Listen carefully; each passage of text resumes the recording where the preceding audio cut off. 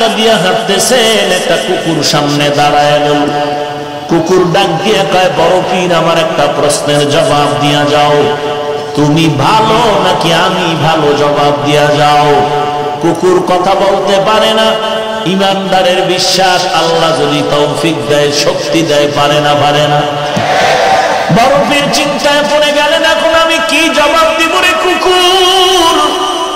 যদি বলি তুই ভালো আমি খারাপ, কোরআনের আয়াতের উল্টা হয়ে যায়, ওয়ালাকাদ কাররামনা বানি আদম, বনি আদম হলো সবার থেকে সম্মানিত, দামি। যদি বলি আমি খারাপ, কুকুর তুই ভালো, তো কোরআনের উল্টা হবে।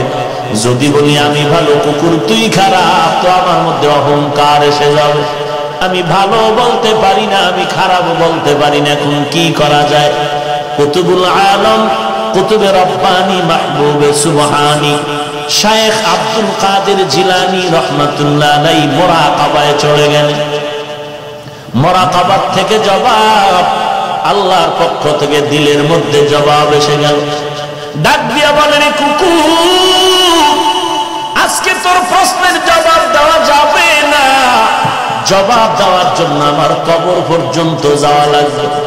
ওই অন্ধকার কবরে যেদিন আমার বিদায় ভাঙটা বাড়ি ভরবে, আল্লাহ তাআলার অর্ডারে আজরাইল যখন আমার জীবনটা নিয়ে যাবে, জানাজা কমপ্লিট করে যখন আমাকে কবরের দেশে নিয়ে যাবে, ওই কবরের মধ্যে আমাকে যখন মাটি দিয়ে পাড়ায় আর রেখে সবাই চলে যাবে, ওই কবরে দুইজন ফেরেশতা যখন আসবে প্রশ্ন করার জন্য, এক নাম্বার প্রশ্ন রবের পরিচয় দাও, দুই নাম্বার প্রশ্ন তুমি ধর্মের পরিচয় দাও, তিন নাম্বার প্রশ্ন তুমি রাহমাতুল লিল আলামিনের সম্পর্কের পরিচয় দাও। যদি আল্লাহ কবুল করেন, জবাব দিতে পারি, আল্লাহর নবীর হাদিস মতে কবর হবে বেহেশতের বাগান। তখন আমার জন্য জান্নাতের ঘেরান আমি কবরে পেতে থাকবো। তখন আমি বলতে পারবো, রে কুকুর তুই বড় খারাপ, আর আমি বনি আদম আমি বড় ভালো, কবরে আমার বেহেশতের বাগান হয়ে গেল।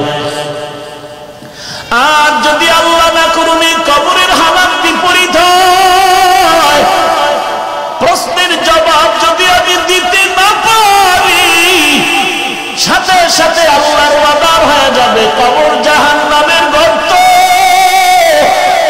আল্লাহর ওয়াদার হবে জাহান্নামের সাথে কবরের লাইনটা খুলিয়ে দাও। একটা নয়, দুটো নয়, 70 থেকে 99টা সাপ। তখন আমার কবর আযাবের গর্ত হয়ে যাবে। আমি বড় পীর ছোট পীর কোনো ভেদাভেদ নাই।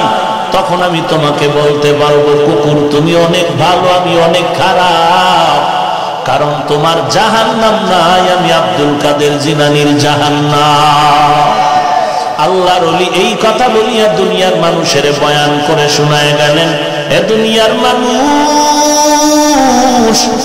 মরণের পরে কবরে গিয়ে নাজাত পাওয়ার আগ পর্যন্ত নিজেকে কুকুরের থেকে ভালো মনে করিও না।